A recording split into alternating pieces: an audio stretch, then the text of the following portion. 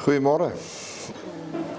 Het is baie lekker om julle weer eens te sien. Ek sê dit elke keer en dit is regtig elke keer 'n baie groot voorreg. Hier's 'n paar nuwe gesigte.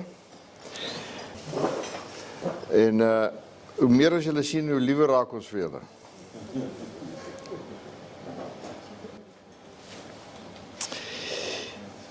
Ja, hierdie onderwerp het Callie uitgedink. En ek dink hy kon lees uit my reaksie dat dit was een van Callie. En ek het aanvaar wel ek weet nie eintlik wat ek aanvaar het wat hy bedoel het hiermee nie, want hierdie is diep. Hiervoor het ons 'n halfdag, nee 'n voldag nodig waarvan ek die voormiddag doen en hy die namiddag. En maar nou het ons net 20 minute elk. So terwyl ek nou my gedagtes laat gaan oor die hele kwessie van moraliteit as 'n boublok, en ek gedink wel al wat ek kan doen is ek kan maar my take op dit deel. Wat is moraliteit? En dan gaan ek daaroor praat en dan los ek Callie met die gemors. Dan moet hy dit uitsort. Ek kan in 20 minute nie tot by die volle konsekwensie kom nie. Die woord moraliteit verskyn eintlik nêrens in die Bybel nie. Dit impliseer, die Bybel impliseer baie plekke goeie gedrag, die vrug van die Gees, maar die woord self verskyn nie. En ek het aanvaar, Callie praat miskien binne die konteks van wat in die wêreld en wat in die land gebeur, 'n regering wat rogue geword het. Dan gaan kyk ek maar na Google. Wat is moraliteit?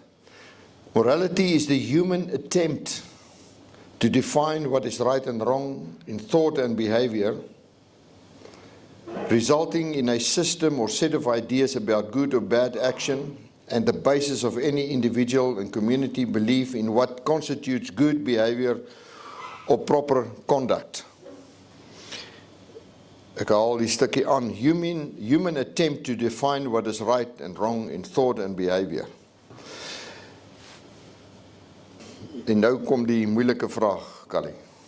Gemeet teen wat? Gemeet teen wat? Jesus gee vir ons die antwoord hierso oor die kwessie van moraliteit. Ek dink hy vat dit baie goed saam. Hy praat met die fariseërs. Dit was die leiers van die tyd, die aansienlikes van die tyd waarin in Jesus geleef het. En die gedrag van die fariseërs was gevorm oor eeue. En Jesus praat met hulle, hy sê vir hulle, ellende wag vir julle skrifgeleerders en fariseërs, huigelaars. Julle is soos wit geverfde grafte, wat van buite mooi lyk en daarbinne vol doodsbene en allerhande onsuiverhede. Soos julle ook, van buite lyk julle vir mense vroom, maar van binne is julle vol huigelary. Skyn heilig. So, dis deel van my poging om die term moraliteit in konteks te plaas. Wat is dit? Toe Israel 'n koning moet kry, dit is nadat Saul die toets gedop het en 'n nuwe koning gekies moet word, toe vra hulle dat Isai, die pa van Dawid, sy seuns moet bring. Hulle het gesê, binne hierdie gesin gaan ons 'n leier kry. En die eerste ou wat opdaag is Eliag. Ek dink dit is sy naam gewees. Eliag, dink ek. En was 'n aansienlike ou. 'n mooi man. Iemand wat jy na kan opkyk. En toe sê die Here vir Samuel, jy moenie so na daai man kyk nie. Want die mens kyk wat voor oë is, maar die Here sien die hart. Ons praat moraliteit. Wat is binne in jou? Jy sien, met 'n bietjie finansiële vermoëns kan jy jouself mooi aantrek en 'n mooi kar kry, jy kan jouself skeer, jy kan self jou hare leer 'n expert laat sny. En jy kan jou vrou net in stilte mishandel. Verbally abuse, maar solank jy nie openbaar okay is jy okay. So, wil ons nou hê mense moet losbandig lewe in die openbaar nie, dis nie wat ons sê nie. Dis ook nie wat die evangelie sê nie. Jesus sê in Matteus 5, julle het gehoor dat die mense van die oudheid gesê het, jy mag nie egbreek pleeg nie. Maar ek sê vir julle dat elkeen wat na 'n vrou kyk om haar te begeer, reeds in sy hart met haar egbreek gepleeg het. So, maar gelukkig nou onder ons, kan ek nie dink hier's een ou wat hom al ooit daaraan skuldig gemaak het nie. Ek wil dit dan net, so, dames, as julle nou hier sit en julle voel nou onseker, moenie worry nie, dit is nie onder ons nie. En dan sê die Bybel, jy mag nie doodslaan nie. Maar dit al in jou kop omgegaan om 'n ou graag te wil. Jy weet, ek het nou die dag in hierdie straat hier afgery, net 'n bietjie verder aan, soontoe. Toe stop 'n taxi in 'n laan en hy laai mense op en af. Net daar. Toe het ek moordgedagtes. En ek sou nie net een taxi uitgevat het nie, ek sou almal uitgevat het. Maar gelukkig het gaan weg en weet, ons leef nou nie in die Wilde Weste wat jy daai ding sommer daar kon doen nie. So ek is in staat om dit te doen. So ek skuldig. Ek is skuldig. Ek is heeltemal capable om dit te doen. Ek het dit nog nie gedoen, ek het nog nie moord gepleeg nie. Ek wil net sê, ek het nie iemand iewers begrawe in 'n vlak graf iewers nie. Ek lê nie in 'n skuldgevoel nie, maar dat ek al wou. En ek wonder as ek 'n ou alleen gekry het in 'n woestyn vreeslik ver van die Here, of ek dit nie dalk tog sou gedoen het nie. So, ons dop die toets. Jesaja 64 sê ons eie geregtigheid is soos 'n besoedelde kleed. Dit beteken die beste wat ek het, my eie geregtigheid, die beste wat ek voorhou. Oom, ek wil net vir jou sê, jou seun het vanmôre gesê dat want ek het gevra waar is jy, toe sê hy kom, en toe sê hy, jy weet, 'n lizard, dit is wat jou seun sê, kom nie laat nie. Hy kom aan wanneer hy wil. So jy's nie laat nie, maar jy wil hierdie tyd eers hier aankom.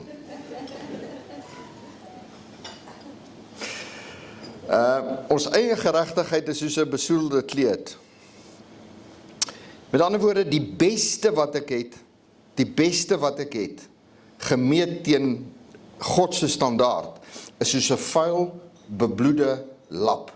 Die vuilste wat jy kan kry, 'n ding wat jy nie met jou hande kan optel nie, jy vat 'n tang. Dis hoe ons is, almal van ons. Want almal het gesondig en dit ontbreek hulle aan die heerlikheid van God en hulle word deur sy genade sonder verdienste geregverdig deur die verlossing wat in Christus Jesus is. Nou, hoekom gryp elke mens op aarde dit nie aan nie? Want dis 'n gawe, it's a gift. Vat dit. Die evangelie sê dat Christus is behandel asof hy al my sonde gedoen het, terwyl hy nooit gesondig het nie, sodat ek kan behandel word soos een wat nog nooit gesondig het.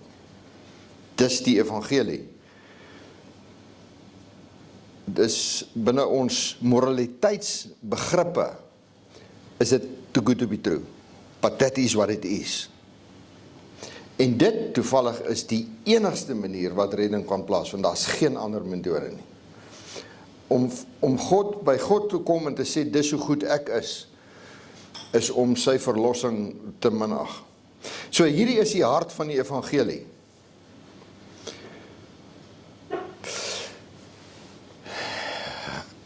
Moraliteit. Kom ons in die Bybel, in die geslagregister van Jesus Christus, is daar 5 vrouens wat genoem word. Net 5. In daai tyd het hulle net van mans gepraat, net mans. Dis goeie ou dae.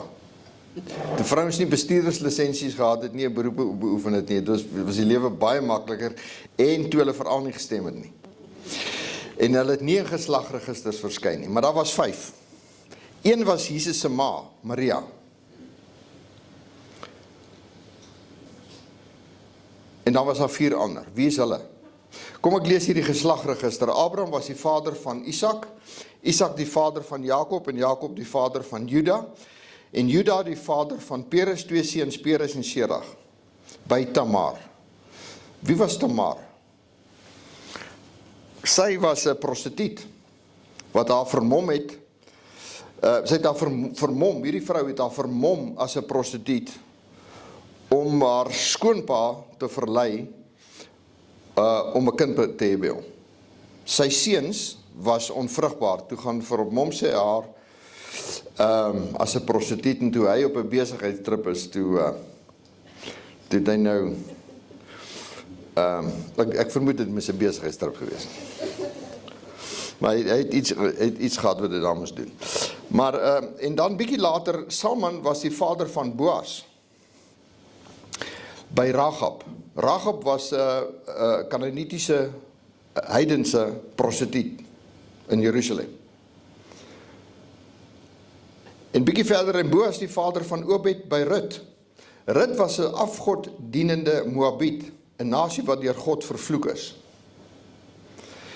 En Obed die vader van Isai. En Isai die vader van koning Dawid en koning Dawid die vader van Salomo by Uria. En die vrou betrokke was Batsheba, Uria se vrou. Dawid het koning gewees en hy het bietjie dit baie goed gaan in sy koninkryk, toe het hy bietjie aftyd. 'n Ou moenie aftyd hê nie. Jy moet eintlik onder druk leef vir altyd. So 'n goeie element van vrees en spanning en stryd. Dit is so, jy moet daar wees. As jy uit dit is, dan staan jy daar op jou dak van jou gebou en jy kyk so rond. Jy moet nie daar wees nie, moenie daar kom nie. En toe sien hy daai girl bad daar iewers en toe sê hy vir sy gesant, hulle moet haar bring en toe sit al die tyd een van sy top generals se vrou. En toe hierdie ding wil uitlek, toe laat hy hom doodmaak. Toe sit hy hom voor in die gevegslinie en hy laat hom uithaal. Moord, Dawid, die man na God se hart. Nou, ek sê hierdie, dis geskryf met 'n doel. 4 vrouens, met die uitsondering van Maria, wat nie 'n goeie getuigskrif het nie.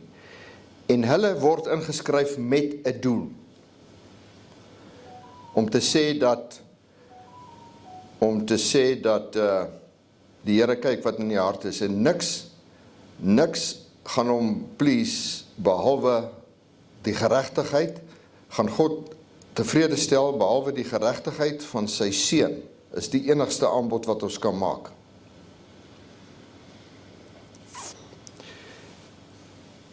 So, ons het almal afgewyk, saam het ons almal ontaard, sê Romeine 3, daar is niemand wat goed doen nie, daar is selfs nie een nie.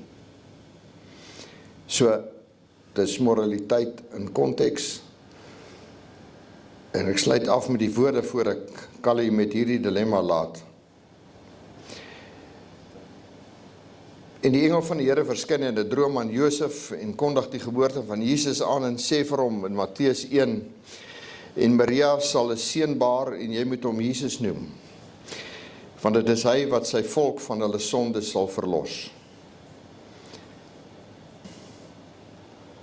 Sodat ons verlede nie oor ons kan heers nie. Dit is die evangelie. Nou as daar een ou is wat hierdie nodig het, dis dit ek. En as julle dink ek is nie terrible nie, vra die ouens wat saam met my werk. Ek leef net hiervan. En selfs ek dink, soms twyfel ek, want hoe kan dit wees? Hoe kan dit wees? Nou, as 'n ou aangaan in die woord, dan kom Paulus sê, en dis nie waaroor ek praat nie, ek gaan Callie los met hierdie dilemma nou, dat as dit dan nou so is, dat Christus jou vrygemaak het, hoe kan jy nog in sonde leef? So, dis nie wat ek vanmôre voorstaan nie, want die Here wil hê, ons moet klaarmaak met die goed. sodat ons meer vrug kan dra, meer sinvol kan leef, groter impak kan maak. Maar ons redding sluit hier af, as jy in Christus glo. So, Callie, ek hoop ek het jou gehelp deur vir jou 'n sterk grondslag oor moraliteit te lê, sodat jy ons nou kan deur hierdie ding help. Aangesien jy nou groot gedagtes het, toe jy hierdie onderwerp vir ons uitgedink het. Callie staan so starig op.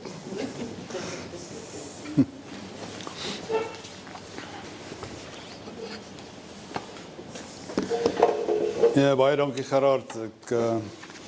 Ek verstaan ons dilemma. En dit is dat hierdie is in alle waarskynlikheid seker die moeilikste onderwerp of tema wat ons nog ooit gekies het. En dis asof daar nie regtig 'n antwoord is of 'n uitkoms. En tog het dit 'n enorme impak op ons morele dilemma in Suid-Afrika, as gevolg van, dink nou maar net korrupsie. Ek sien in die Global Index on Corruption, daai verslag wat elke jaar uitkom van 95 af. Jy weet, ons huidige telling is 41 uit 'n potensiële 100 uit. Dis waar ons lê. Maar so in die middel omtrent van al die lande in die wêreld. Maar dis 'n baie klein stukkie insig in hoe sleg dit regtig is of nie is nie. Maar die punt is, dit maak dit verskriklik moeilik om 'n land te regeer en sinvol met jou lewe in te pas as dit min of meer die konteks is waarbinne dit uitspeel. En wat Gerard impliseer is, maar dit was nog altyd so. Dit was nog nooit goed nie, is dit nie? Ek meen in 1995 was daai selfde telling was 56 uit 100 uit. Ja, ons het baie hoër opgelê tussen die 180 lande wat daar is, maar is nog altyd deel van ons uitdaging. So, in 'n sekere sin wil ou die land opbou. Ou soek meer deursigtigheid. Ek dink is die waarskynlike goed, die obvious goed wat jy graag wil doen. En dan die belangrikheid van etiese leierskap. Jy weet, dis alles goed wat sal help, daai boublokke. So terloops, ek het, toe ons nou groet hierso, het 'n hele paar van julle, jy weet, nader gestaan terwyl ek en Gerard ook hier staan en gesels en met sy besoek na Amerika toe saam met Corneille Mulder. Ek probeer nog uitfigure hoekom ek nie genooi was nie, maar in elk geval saam met Corneille Mulder en Theo de Jaar het van julle op maniere vir hom gesê, maar hoe was dit? Of sê bietjie iets, jy weet, vertel ons. So, jy het nou nie al jou tyd gevat nie, maar as jy tydens jou ontbyt tog iets wil sê oor die toer, sou dit dalk baie sinvol wees as hulle wil. So hou dit maar, sou julle wil dat hy ietsie sê oor daai toer. Dis interessant. Wat ek probeer sê is dat die ontsluiting van die belangrikheid van moraliteit klink amper na missie onmoontlik. En ek sal dit nou probeer verduidelik, want as jy maar net daaroor dink, as dit gaan oor leierskap, etiese leierskap, en dit kom altyd van bo af, dan net daar is ons reeds in 'n wurggreep, is ons nie. En as jy by dit sit, armoede, werkloosheid, ongelykheid, al hierdie ander goed, dan verklaar dit so 'n bietjie dit word 'n teelaarde vir onetiese gedrag. Dit net hierdie enorme ripple effek in ons lewens. So, wat is moraliteit? Ek dink jy het vir ons die definisie gegee, dankie daarvoor. Moraliteit op sy eie, sonder om nou te dink aan etiek en of jou lewenswêreldbeskouing. Moraliteit is persoonlik en is intern. En is presies wat jy gesê het. Dit is my verstaan vanuit sekere oortuigings om te probeer besluit wat is reg en wat is verkeerd, om goeie besluite te neem, en dit het hier natuurlike impak op my gedrag. En subjektief is dit beïnvloed of gevorm deur wat? My opvoeding, my kultuur, my persoonlike ervarings, al hierdie goed het ingespeel op my lewe. Etiek daarenteen, en dis ook belangrik, is daai eksterne, nie interne nie, eksterne, gekodifiseerde kodes wat ons opskryf. En ons doen dit baie keer binne 'n professie of 'n organisasie. En ons sit hierdie gedragsreëls neer en gedragskodes. Dink maar aan byvoorbeeld die etiek van oorlog, of vir die mediese dokter, die etiek van die professie. En daar's 'n plek vir dit, en is ewe belangrik, want op die ou ende, dit wat ek subjektief, intern van oortuig is, moet ook tuiskom binne die konteks van die organisasie, of die groter geheel, is dit nie? En as dit beïnvloed mekaar. Ek kon nie anders as om net vir 'n oomblik ook te dink oor wêreldbeskouing, want dit hou ook verband. Almal van ons is op een of ander manier gevorm binne 'n ideologiese stelsel op 'n bepaalde manier oor goed te dink. As jy dink oor politiek, as jy dink oor die maatskappy of die organisasie, jy het 'n bepaalde beskouing, en daai beskouing is jou beskouing van hierdie wêreld. Jy kyk na hierdie wêreld met 'n bril, en dit beïnvloed alles daarna. Dink maar aan die systeemwoorde wat ons gebruik om dit te beskryf. Liberalisme, kommunisme, sosialisme, nasionaal, Christelik, kapitalisme. Dit is alles vorme van hoe ons dit baie keer beskryf. En of jy dit nou wil erken of nie, maar almal van ons funksioneer vanuit bepaalde oortuigings. En is oor tyd ook gevorm, ideologies. En dit beïnvloed uit die aard van die saak ook my verstaan en my gedrag. Ek kon toe ek oor hierdie goed gedink het in die laaste maand, kon ek nie anders dink aan my studente daar op Tikkies. As jy jou CV'tjie geskryf het vir die studenteraad, daai tyd, op Tikkies, dan het jy jou lewens- en wêreldbeskouing daar ingeskryf. En jy dit verduidelik. Op Tikkies sou jy iets gedoen het met wat dit beteken om Christelik nasionaal te dink oor jou bestaan as mens. Die ouens op Wits het nie daai woorde gebruik nie. Hulle het ander woorde gebruik. Maar ons probeer dieselfde ding doen. Ons probeer almal op die studenteraad kom. Verstaan julle wat gebeur het? Wat is dit dat dit so belangrik is?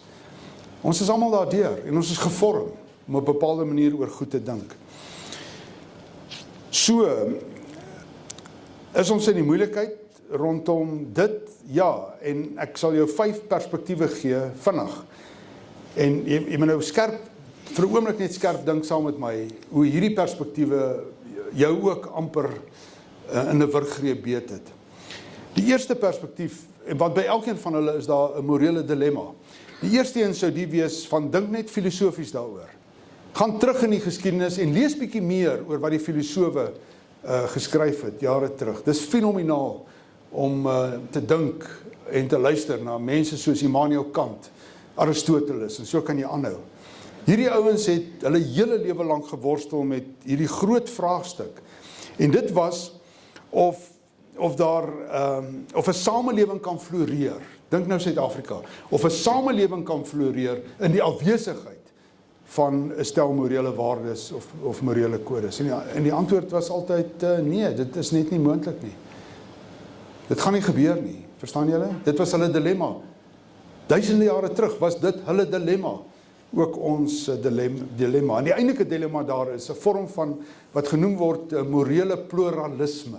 Met ander woorde, daar is nie eensstemmigheid nie. Daar's geen manier wat ons eensstemmig hieroor kan dink nie. En dit word ons dilemma. As ons nie dieselfde kan dink nie, hoe gaan ons as een vorentoe, as jy so daaroor wou dink? 'n ander invalshoek sou wees die van sosialisme. Ag, nie sosialisme nie, sosiologies. Met ander woorde, die samelewing. En die punt daar is, die konstrukt is, ek is gevorm binne die samelewing, deur my kultuur, deur my geskiedenis. Ek is Afrikaner, ek is Afrikaans sprekend, ek het as Christen groot geword in 'n Christenhuis, en dan die mag wat ek het of nie het nie, die mag wat ek gehad het of nie gehad het nie, al hierdie goed, gee vir jou daai konstruk. En die punt is, as dit divers is, as dit ongelyk is, dan word dit kompeterend. Dit is wen-verloor. En uiteindelik het jy wat genoem word morele fragmentasie. Ons hele samelewing is gefragmenteer. Amerika is 'n uitstekende voorbeeld van 'n land wat tussen liberalisme en konservatisme in twee geskeur is, en dit gaan baie dieper nog as dit. 'n derde invalshoek of dilemma sou jy kon bekyk vanuit die politieke of die juridiese perspektief. Dink maar net hoe dat moraliteit uitspeel op regeringsvlak en hoe dit affilter. Ek hoef nie daaroor baie te sê nie. Die punt is, en hier's die dilemma, as jou politieke voorkeur en jou belange, as dit en of korrupsie die boetoon voer, dan sal dit die morele fondasie laat verkrummel. Dis 'n beginsel. Dit kan nie anders werk nie. So dis 'n verskriklike groot dilemma wat ons het. Jy weet, dink aan leierskap en die verval van leierskap en die rol wat leierskap sou kon speel, net in hierdie gesprek. Maar in die afwesigheid van dit, in die stilte van dit, waar los dit ons? Dan, ek dink meer nader persoonlik, psigologies, sielkundig as jy wil. Almal van ons ervaar in ons lewensreis trauma, of jy is blootgestel aan 'n omgewing wat nie werk nie, 'n samelewing wat nie werk nie, daar's negatiewe invloede en impak. En swak leierskap. Ek meen, ek het op 'n stadium my loopbaan in die weermag voortydig self wou kortknip, omdat ek hierdie ongemak gehad het met bepaalde leierskap. Hoe bad, hoe sad is dit nie? En die punt is dat op 'n psigologiese vlak, sielkundige vlak, baie persoonlik, moet ek kan aanhou groei rondom die onderwerp van moraliteit.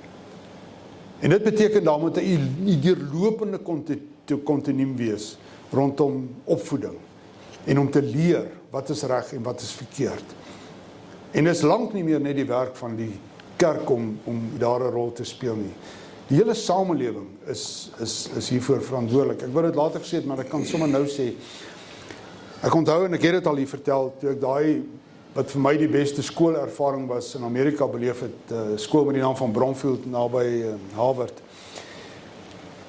Elementêr, die grade, junior grade, dan middelskool en dan hoërskool. Maar dis een lyn, een skool. Beste skool wat ek op hierdie planeet nog ooit besoek het.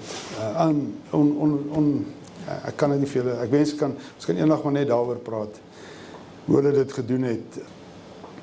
Die hele samelewing, die hele gemeenskap, is betrokke by die kurrikulum en die goed wat die kinders geleer word.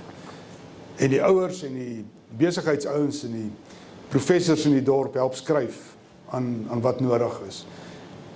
Die uitset is wat in hulle koppe is, dis een skool in Amerika, maar dis wêreldklas burgers. En jy met jouself kan handhaaf. Daarom sou hulle skoolvakke sou goed wees, soos organisasiebestuur, organisasiekultuur en etiek, skoolvak. En hy kom van graad 1 af tot in matriek, tot aan die einde. Regdeur is die skoolvak. Om krities analities met hierdie wêreld te kan omgaan, om projekte te kan bestuur. Die goed wat jy elke dag van jou lewe doen, om probleme op te los en om te kan kommunikeer en konflikte kan hanteer. Die goed wat jy elke dag mee besig is, daai is hulle skoolvakke. En al wat hulle gedoen het, hulle wiskunde, wetenskap, biologie, kultuur en kuns het hulle gevat en hulle het die voertuig gemaak waarmee hulle ry om by hulle uiteindelike doel uit te kom. En dis om mense te vorm sodat hulle volwasse genoeg is om hulle verantwoordelikheid in die samelewing op te neem, burgers van die land te word en sinvol met hierdie wêreld om te gaan. Ja, ek weet dis net een skool, maar wat 'n storie. En so moet ons kan dink oor dit. Want ons sal dit nooit reg kry as ons van die begin af so verdeeld is oor wat is dan die vertrekpunt of wat sou wees reg of verkeerd. Amper missie onmoontlik, is dit nie. En interessant is, as daai kinders die Amerikaanse SAT-eksamen skryf, hulle groot matriekeksamen, dan uitpresteer hulle alle skole in Amerika. En wat meer interessant is, dis 'n staatsskool, dis nie 'n privaat skool waar jy baie geld betaal om jou kind te beskerm en te verskans nie. Dis 'n normale skool. 'n Normale skool. Ek is dalk van die onderwerp af, maar dit sal nou weer terugkom. Daar's miskien 'n vyfde invalshoek, en dit is die een wat ons baie keer aan vashou, is daai laaste strooihalm wanneer dit hieroor gaan, en dit is godsdiens, teologies as jy wil. En die dilemma daar is, as mense wegdraai van God, en as mense nie, ek wil amper sê goddelik gehoorsaam is, aan wat reg of verkeerd sou kon wees, dan is dit mos nou ook 'n dilemma. En hoeveel verdeeldheid is daar nie net in daardie spasie. So, ek meen in 'n land wat 85% van ons mense Christene is op 'n stuk papier, hoe verklaar jy van hierdie statistieke, die hoogste in die wêreld, as dit kom by baie goed, moord en doodslag en al hierdie goed, hoe is dit moontlik? Dit maak net nie meer sin nie, is dit? En waar los dit ons? So, die gevolg is, dit is gefragmenteerd, dit is, my bona fides word bevraagteken, as ek met jou daaroor sou praat, want jy het 'n ander verstaan, jy kom uit 'n ander wêreld uit, jy het 'n ander perspektief, en die gevolg van dit is, dit is nie op die tafel nie. Wanneer laas het jy 'n leier, 'n regeringsleier gehoor wat moreel eties standpunt inneem en met die nasie praat of die volk praat oor wat sou reg en wat sou verkeerd wees en wat moet verander op grondvlak? Waar is daai gesprekke in die samelewing? Waar gebeur dit nog? Besigheidsleiers ensovoorts. So wat 'n boublok moes wees, is dit nie, ek moes nou hierdie Kaapse draai maak, omdat daar nie ooreenstemming is nie, dis ons dilemma in Suid-Afrika, dit word nie gepleeg, en as jy wil, afgeforceer nie, want lyk my daarin sou daar ook meriete kon wees, en in ons land spesifiek, dink ek, is dit verskriklik verpolitiseer, dis amper onmoontlik, om in baie gespreksforums oor hierdie onderwerp te praat, is dit nie? Want ons verskil radikaal van goed. So, die eindelike vraag dan, Gerard, is daar 'n manier hier uit? En dis waar ek vasgehaak het. So ek gaan nou weer teruggee vir jou, dan kan jy daai 10 minute wat jy nie gehad het nie, kan jy... Ek het tog iets op, is daar 'n pad hier uit. Die een het ek reeds geïmpliseer. Dis net die hoe van dit. Maar opvoeding, ek dink die Engelse woord to edify, om op te bou. Interessant, die vroeë Christelike kerk, vanuit Paulus se briewe, soos byvoorbeeld 1 Korintiërs 14 ensovoorts, het eintlik net een ding gedoen. They edified the people. Hulle het die mense, die gelowiges, opgebou. Dis al wat hulle gedoen het. Die goed wat jy ken as kerk, met ander woorde, ons gaan op in aanbiddingsgeleenthede op 'n Sondag, en dan kom 1000 mense op mekaar, en ons sing liedjies, en ons hou hande vas, en doen goed, is nou so goed. Dit was nie in die vroeë kerk nie, niks van dit nie. Daar was nie sulke plekke nie, daar was baie min van dit. Inteendeel, dit het eintlik eers groot geword in die laaste 300 jaar. En vandag, as jy jou televisie aansit en jy soek vir die groot aanbiddingsgeleenthede, sal jy hulle kry. Nou, ek wil nie afpraat na dit toe nie, ek wil iets anders verstaan. Dis nie die begin nie. Die begin was 'n baie eenvoudige wêreld, waar mense wat tot geloof gekom het, opgebou is. Nie opgevoed is nie, opgebou is. En die opbou het hulle sterk gemaak vir lewe, het hulle sterk gemaak vir keuse, dit was die bedoeling, het hulle sterk gemaak vir oortuiging, het hulle gevorm tot beter besluitneming en. Met ander woorde, die onderbou, die ondertoon van moraliteit, was inderdaad, wat ek hierby sê, is dat as ons opvoedingssysteem ons hiermee kon help, van graad 1 regdeur. Wel, dis die tweede punt, 'n sterk openbare raamwerk of beleid van wat dit beteken om 'n burger van die land te wees, wat dit beteken om jou burgerskap op te neem, wat dit beteken om gehoorsaam te wees binne die konteks van 'n samelewing wat probeer produktief wees en probeer opbou en probeer vorentoe gaan. Ek dink dit is goed wat moet terugkom, ek weet nie hoe nie, maar ek dink dit is belangrik. Die toewyding aan etiese beginsels, alles wat ons in die samelewing doen, moet ons tog kan doen vanuit 'n bepaalde raamwerk van wat is reg en wat is goed en wat is verkeerd. Wat ons nodig het is ervarings van sulke geleenthede, goed wat werk en goed wat dit vir ons moontlik maak om daaraan vas te hou. Ek skat nog meer belangrik is elkeen hier se persoonlike verantwoordelikheid. En dit help nie ek sê dit vir die wêreld daar buite nie, ek sê dit vir jou. Jy het 'n verantwoordelikheid, ek het 'n verantwoordelikheid om nie in die gat te trap van wat is dan verkeerd nie, om nie droog te maak nie, om nie die moordgedagtes in my gemoed in te dra nie, maar dit eerder weg te kolf. En ek kan nie wegkom van daai verantwoordelikheid nie, en daarom is selfrefleksie verskriklik belangrik. Want jy kan so maklik meegesleer word in die algemene stroom van ellende en misdaad, en as almal dit doen, dan doen ek dit ook maar. As korrupsie die norm geword het vir die tyd waarin ons is in besigheid, en ons weet nie hoe om daarmee te deel nie, inteendeel ons deel nie daarmee nie, dan is ek ook nou maar net deel van die statistiek, ek is maar deel van die stroom. Jy moet arm druk teen dit, ek moet arm druk teen dit, het nie 'n keuse nie.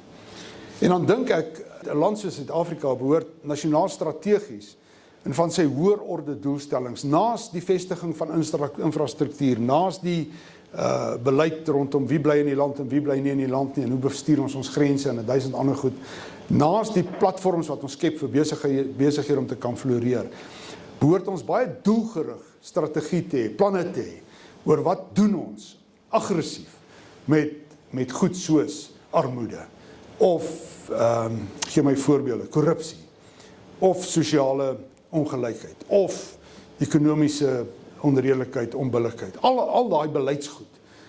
Dit help nie, dit manifesteer maar net in die retoriek van 'n openbare debat of 'n parlementêre debat nie. En almal is so slim soos 'n kasape nie. Hierdie goed moet hande en voete kry in plan. En die regering en elkeen van ons en elke samelewingsstruktuur het 'n verantwoordelikheid om die goed huis toe te dryf. Wat het van daai wêreld geword? So, ja, dit lê in die. So wat sou ons kon doen? As ons 'n vorm van dialoog, ek sê dit gewoon net vanuit my ervaring in besigheid en wat verander besigheid en hoe kry jy besigheid om te verander? As ons dialoog, gesprek rondom betekenis en sin, diepere insig kon aan die gang kry en fasiliteer in die samelewing meer. Met ander woorde, dit moet ook gebeur in jou skoolstruktuur. Want dit is eintlik wanneer jy leer. En ook vanuit die refleksie dat jy leer. Ons skoolstelsel doen dit nie op daai manier nie. Maar ek sou nou baie radikaal wou wees en sê, maar die kerk behoort dit ook te doen. Ons behoort in groepe soos hier vanoggend te kan sit en net gesprek te voer rondom die belangrike goed in die lewe wat ons in staat stel om onsself op te bou, sodat ons beter kan doen, beter mense kan wees, beter paas, beter maas, beter kinders. En daai gesprek moet terugkom. Ek dink hy was daar op 'n tyd, maar ek dink hy moet terugkom. Ons lewenstyl het ons weggevat van dit af. Gewone dialoog, gesprek vir sin en betekenis. Ek dink dis die sterkste voertuig wat daar is om mee te ry en vorentoe te gaan. Maar die mees afgeskeepste in ons samelewing. En die vroeë kerk het eintlik vir ons die antwoord gegee. Grootste veranderende beweging in die geskiedenis van die wêreld was die ontstaan van die Christelike kerk. Hulle het dit net op een manier gedoen. Mense het gewoon by mekaar gekom en met mekaar gepraat. In huis, 'n gemeenskap. En baas en slaaf het baie keer saam in dieselfde huishouding gesit en gefilosofeer en gepraat oor, maar wat wil die Here hê moet ons doen? So eenvoudig soos dit. Daai gesprekke.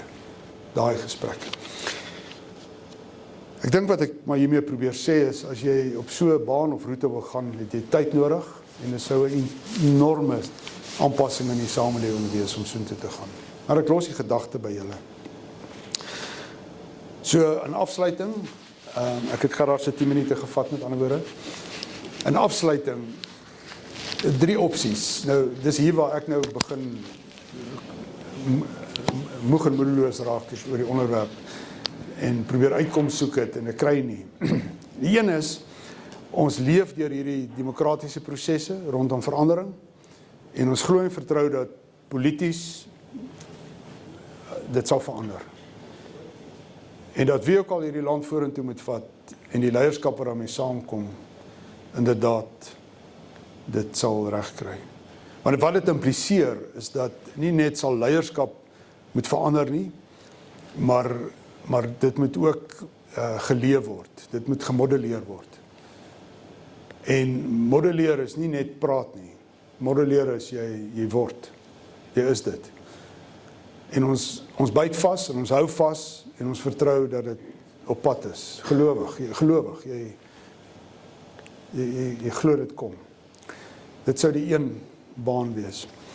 Die tweede baan wat Gerard sê, ek nie moet oor praat altyd nie, want maar ek like hom, is die revolusie. Jy begin 'n revolusie rondom verandering. En jy wend jouself tot die alternatief. Verskriklike gedagte, is dit nie? Dis die deel wat sy afsit. Dis die deel wat sy afsit en uitsny.